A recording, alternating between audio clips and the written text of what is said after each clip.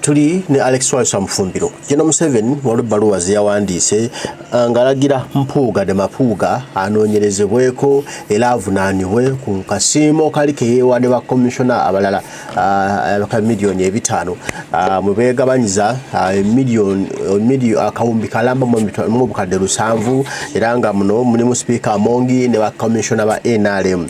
Nga Museveni agamba abantu abanoonyerezebweko era ababaziza omusango omunene bakwatibwe bavunaanibwe mu mateeka n'ensimbi ezo bazisasule. Kati ate wayisewo essaawa nga ziizo ate ne bafulumyayo ekiwandiiko ekiralawo ku bbali ekitali kya Museveni ng'ekiwandiiko ekyo kisazaawo ate ebya Museveni naye ate ng'ajjukira eri byawandiikiddwa Museveni ate ekiwandiiko ekyafulumiziddwa nga si kya Museveni. Kati nno twagala twogere ku nsonga ezo kuba abasinga bagamba nti Mpuuga yatuuse ku mavivi n'afukamira n'agamba nange mu nsonyiwe naye byonna bye mwagala ngenda kubikola mbukwe kukyusa kiri ekiwandiiko kya Museveni kyadde awandiise ne bagamba it's a fake document naye ate nga kyabadde kya General Museveni.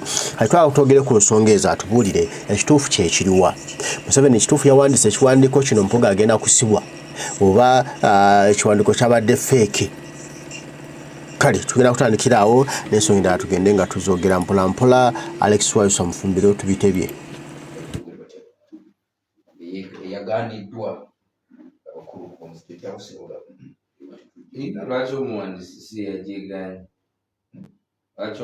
si yagyeganye eri ttiimu ekola ku communications ye yagitadde eri kati ekyo nakyo that's an error in communication. The author of the letter owes the duty to clarify on its existence if it is false. Empandiiko omuntu yenna amanyi General Museveni bw'awandiika akakasa bukakasa nti eri ebbaluwa eyabadde agiwandiise. Ekyokubiri, ebbaluwa eyo ffenna tumanyi nti yali served on the speaker. Kopi ye yagifuna era kopi ye lwe yagifuna essimu eddako yali ya musawo. Musawo yamba taasoma tutatugendako wali yatwala essente ki mbitirivu. Ebbaluwa endala yali ekakasa kiri bali abagambanga nti bo tebaliplying nga nsonga za social media. Nali wano ne kugamba nti omubbi yenna mu Africa bwabba wasooka okwegomba we wali munsi wagenda nasaana nateketeefu. Era mukwano gwange omu ali Philippine yagamba nti yansomesa nti omuzungu infact ebisoyo yakisomesa nga tuli Minneapolis oba Elvis oba omutunga tuli nga ndi mu America. But the story was nti bagenda ne African minister n'ayimirira okukeerera bagenda ne speaker wali banda n'ayimirira okukeerera kakacha wonna wange wali ekigo ky'enzimba gali amaka gange gali kwekatira bamusolo wane kololo w'ensula wange olaba enguudo zonna ezo ezitali mu Uganda nze nazirya twazizimbamu ekyo. Era n'agenda ew'omubaka wa palamenti leader of opposition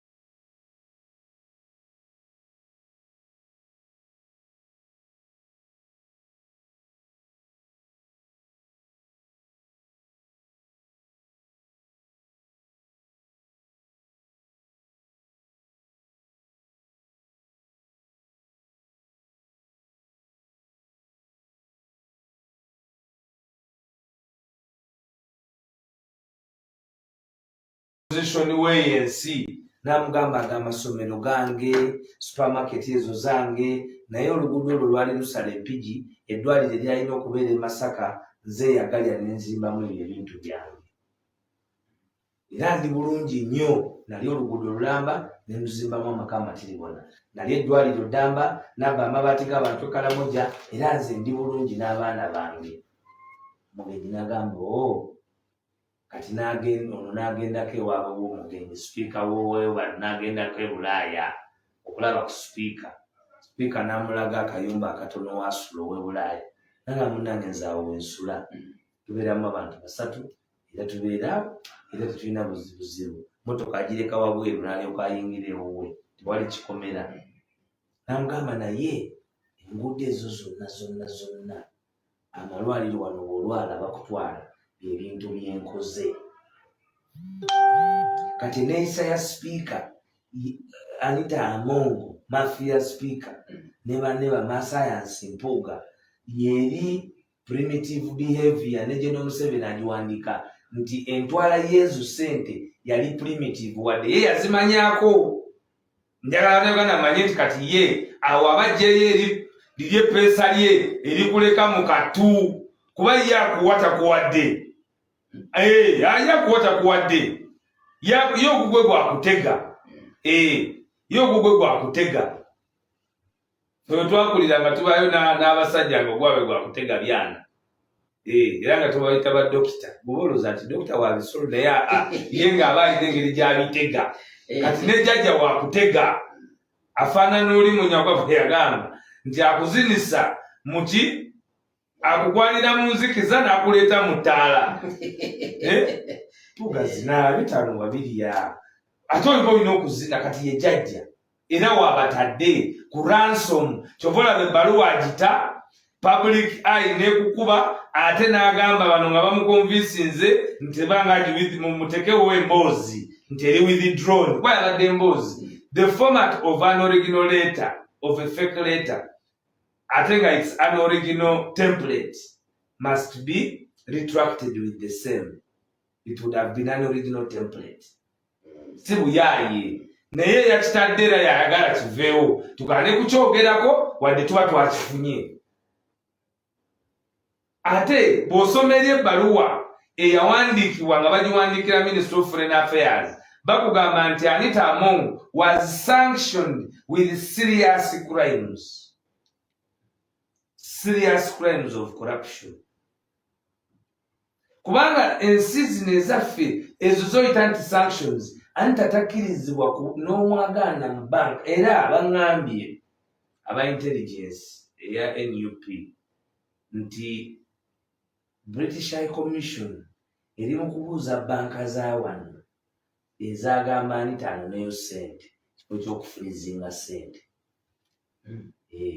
Gono nagwo mapya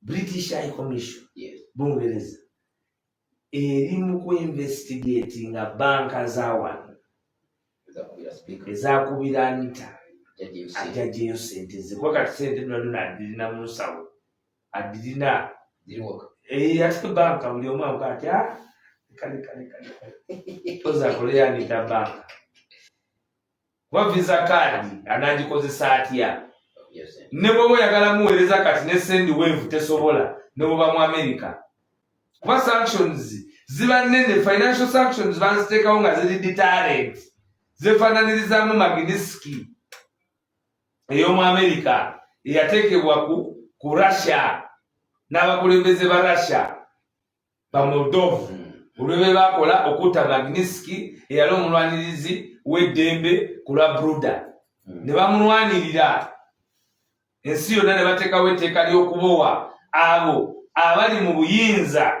ne bafuga abantu obumbula ne bababa ssente nga bwe batereka eri. Kati lwaki ensi ebiyingiramu nti egenda nekuba mu ttooki kuba tuli mu global world egenda nekuba mu ttooki ng'obubbi bwo ate obba otereka eri. Jjukira bali be basolooza ssente ne batuwa mu bajeti ne musoma bajeti tyakatabali kakamu kanaawebwanga palamenti sipiika n'abbako obuwumbi 5 muntu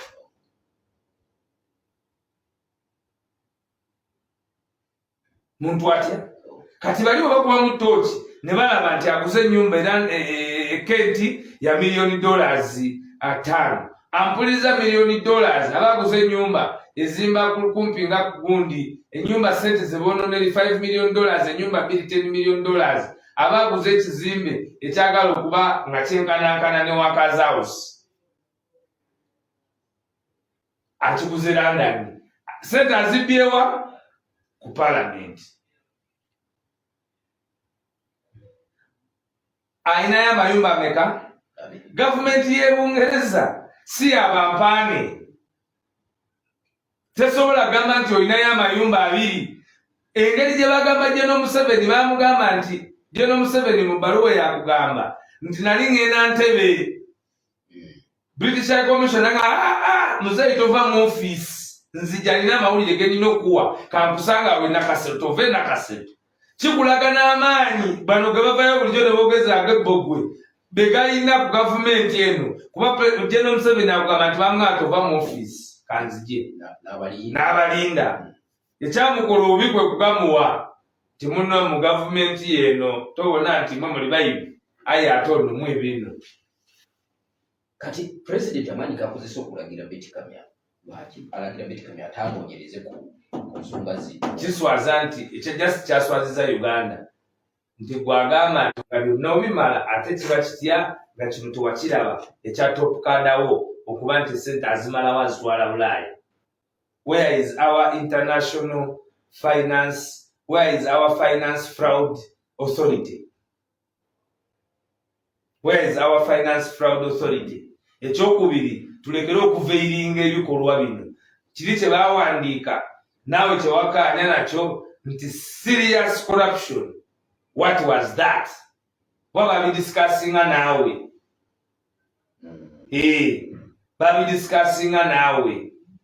Ekyokubiri olina gamba nti investigations nti alina y'amaka eri gyali kyobola batekawo bestop kubanga ekiyamba ku sanctions zino nti kati wadde Anita natural ayagala okutegula eggwanga lino ensimbi zaalyo naye entegula ye kati nga bwe naleetera ebbaluwa kati atandise okuyiiya empalapalanya empya kana kadde ke tumala nga apalapalanya obupya era tulina sente z'omusolo ze tuli mu kutaasa kubono wakukavuula bukavuula ezira kindi ali mu kulya ataamwegenda wali akutamweja kwesomero wali akutamweja naye kakati Anita alinga oli mukwano gwange gwe nakunyumiza nzijukira namukunyumiza yakulya yalya biscuit yatereka biscuit wali hamu box namba paka kulastide nafe kulasa nimugamba nti ya biscuit wode bulubani kusumu nga bwalya biscuit ne bulubani ate ekirowooza yasula bulungi kati Anita bwafaanana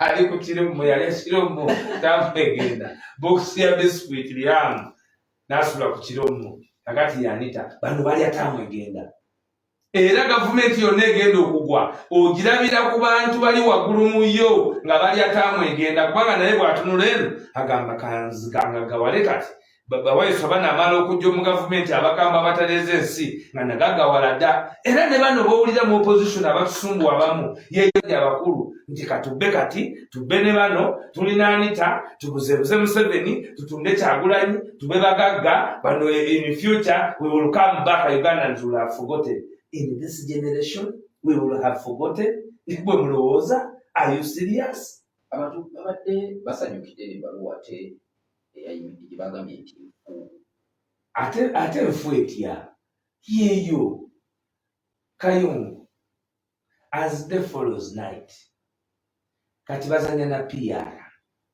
as day follows night Kayungu ogenda keerako ku makya ebbaluwa yabadde yogera ku kasente kano ebitaano n'ebisatu ate lyawedde ebitaano n'ebina ojja kubiwulira bikyali kati ojja kuwulira parliamentary caucus eya NRA kuba nayo yeewuunya gw'okwetuma baakabenca n'ofuna bina ate bano bw'obajjayo n'oleeta abapya nabo baba bana bina bwe kaba ke kakodyo kuba bonna balwanira bifo bwe twalaba Mpuuga bwe yali akifiirako tukukwase gwe bagemera mu kitulina omwibi tukugemye musana muggulu nti ate bbe timungemye ono sukaali gw'obona yali waduzi ate ono yalemeraku anti nze amatama gange gabaakununu tukugemye kwayo ofiisi naye olwokubanga obuli bw'enguzi the supreme mwatula mu lukiiko oli ate babadde ne bebabikiriranga bingi kakati nga baagala okusigazaawo akabondo k'abayaaye abali ku ggwanga lino kakati that one is going to bring two questions. What happens if NRA whips its commissioners olw'obuswavu because kati nakyemalira naye alina akazito k'amaanyi ku ba foreign partners kuba gwe tebakulimba Munnayuganda mpuliriza abazungu abo bwe bajja ne babasigira nti ffe tukolagana nabo basinga kolagana na bano abazungu tebakolaga NUP abazungu tebajiwa ssente teri gavumenti yansi ewa NUP ssente naye gavumenti z'abazungu Bungereza America bonna bawa Uganda gavumenti ssente nkiddamu there is no foreign country that funds national unity platform but foreign countries fund the government of Uganda in operationalizing its budget and fulfillment of the manifesto of the NRA.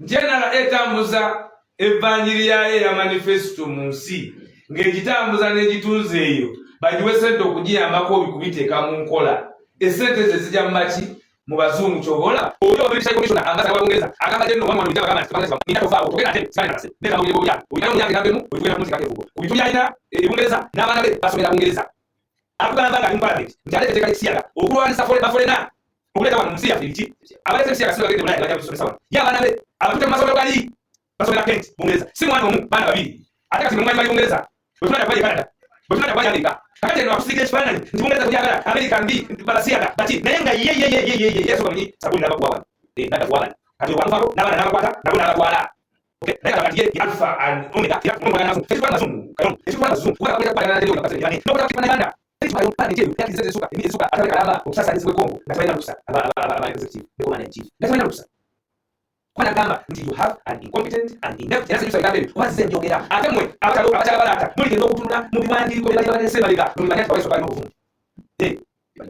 Allah ngabye bana swali kwa jakuvawo nayo fumitiza ndivisa bali sababu kwa nini pale hivi kwa sababu chakala ni pale cannot operate with immunity the only immunity they enjoy is when they are not operate what they use it but they do not enjoy immunity and do not cannot hide liability on the misuse of public funds ngamuna ruling ya Supreme Court ngamuna interpretation ya Leadership Court ngamuna interpretation ya Anti-Corruption Act no le rights and parliament na nama mwalimu ngamuna president ya handshake je mwayo gela ko China hata kuvala ba Court na Supreme Court kuitsana they don't have immunity ile tatizo msambo kutoka katika katubu habari mdrama habari ya sasule ninga katate zingine kwa kwanza ndaba na laba mlabi na wakeleze tu uzika ninga baka soa nikasanda nongezo wa swala manzani njibabe yatawana na manzani ndani mimi so kali tosobola kweni UP era wawuliyana ngawe nande kugamba babuzanga nenge baruwa zili ku social media jeno Museveni zili ku kikati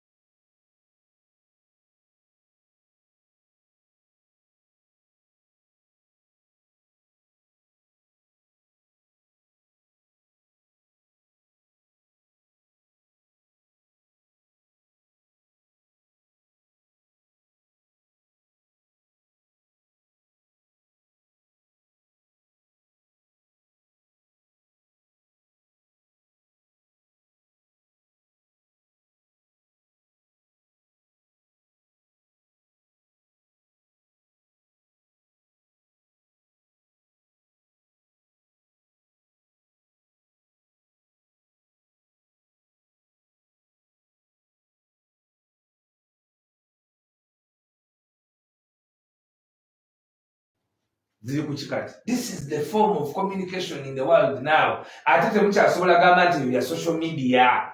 Kati bya social media toli ku sanctions. Kuba n'amabaati mwasoka ga dismissing nga social media. Waliyo no TV eziti okunchaza. N'olumu ne zisasula nga zinchazizza. Bakwatana baganda bange bannamawulire nga bakagwanjala ne babagula. Kati bayiza kugamba ki. Kati n'ebibuuzo omuwulira ng'abuuza eddoboozi alikakanyiza. Kubanga yali alowooza nti NUP yali egenda okugola okuyimirira ku mazima. Corruption is evil. Mu Bible tekkirizibwa era Katonda tayinza butakuweebuula. So ffe tuli mu kuwa ebbaluwa eno tebirina byekyayinza kukola kubanga bano bonna abantu abamwetolodde bali mu scandals nene. Tebalina kyayinza kukola ki naye okuweebuuka n'okuba nti kati nga mwe ababadde mu opposition nga muzanya naye kati mulina kutambulira ku ntoli ze. Era ogenda kulaba ng'abo abakolaganye naye mu kulya miliyoni 5 miliyoni 4 kati babakozesa obutabatwala mu mbuga z'amateeka kuba babateeka akanyeebwa kamasu bo bavulubana. Bakola ki? Bavulubana. Kingisa agamba ntuwage. Gwe Munnayuganda ali eyo kino kye kiseera kye tulina okwekwatira awamu ne tugamba nti mu byonna nga bitulemye Anita Among ave mu office. Kuba toyinza kubeera na muntu. One, Commonwealth, we are members of Commonwealth nagamba. Kakati mu Commonwealth tutakyakirizibwa. Ne bamukwata ku nnyonyi yonna nti agenda mu birimu Bungereza. Kayongo, speaker waba wamaanyi nga tebikola de Dubai yali yakagula apartment. Agende Dubai alabe ku apartment ze. Oba yepakire kale ate bagambye alina we yabadde. Babadde banyonyeza. Ayagala mbu asaze kaadi nti ya banka etali ku bya Bungereza. Ali ne bamuddiza message. Sorry, this name is flagged for international monetary obubbi kasitensi yonna ekwatako bwe. So twagala okwebaza ekyo Bobi kyagamba nti kati gwe tolaba ebirungi bye tufuna mu Bobi okutambula yali tagenda Bungereza. Naye yabadde Bungereza tanawezaayo myezi 2 ng'agendayo. Tutandise kubanga Bungereza ffe tuli ba British Protectorate. Tuli ba British colonies, tuli former British colonies. Kitegeeza nti abantu bali balina influence y'amaanyi nnyo.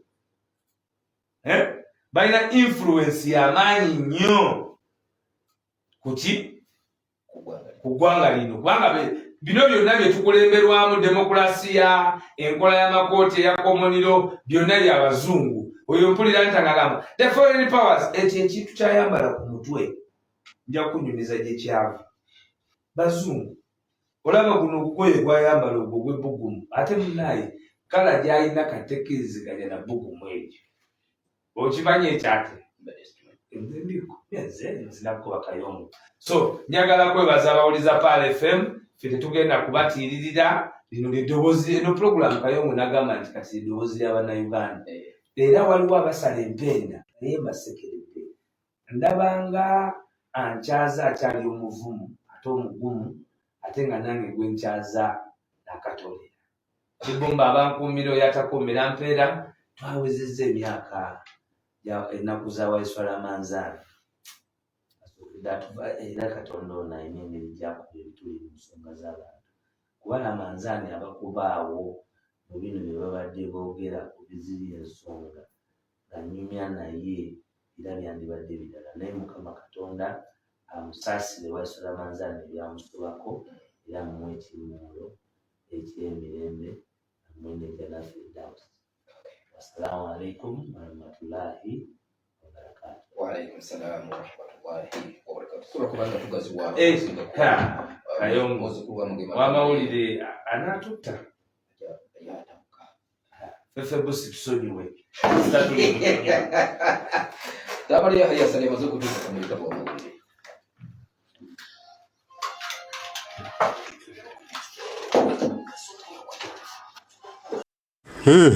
Alex Waiswa Mufumbiro bw'atyo ensonga bwazitaanyiza ez'ekibaluwa General Museveni kye yawandiise ng'alagira nti no CID enoonyereze ku Mpogade Mapuuga ne bakomishona banne abeegabanya ensimbi z'omuwi w'omusolo nga General Museveni agamba nti ebizibu bingi bye tulina mu Uganda naye abanene batandika okwegabira ensimbi mu bumenyi bw'amateeka kiba kikyamu n'olwekyo banoonyerezebweko ate bavunaanibwe. Kano Mpuuga ono kiba kimulidde era gadi gasatuating nga buli omu amuseka ng'agamba nti twakugamba n'olowooza oli wakitalo ndowooza katulaba banaye bakusambya akateke naye ndowooza Mpuuga n'afukamya alaga banaye mu nsonyiwe munzita otanza okulaba nga bafuma akawandiika akalaga musima eri yabadde feeke si ntuufu naye ng'oledde byonna empandiike kulaga nno John Museveni yawandiise kati wali ISO afunvubidde kulanga ataasa embeera era kulaba nga ensimbi z'omusolo zifunekanya n'abo abatemu babba buli kimu ababbi abatemu abakuusa Museveni bakozesa betoza nga baffe so singa si baffe bo babbi nabo bananiwe ntugade Mpuuga pesolo kyamulidde nale si batugabye ensonga ze nga muziwulidde bulungi kale mbaagala nnyo Mukama Katonda musakumire tujja kuba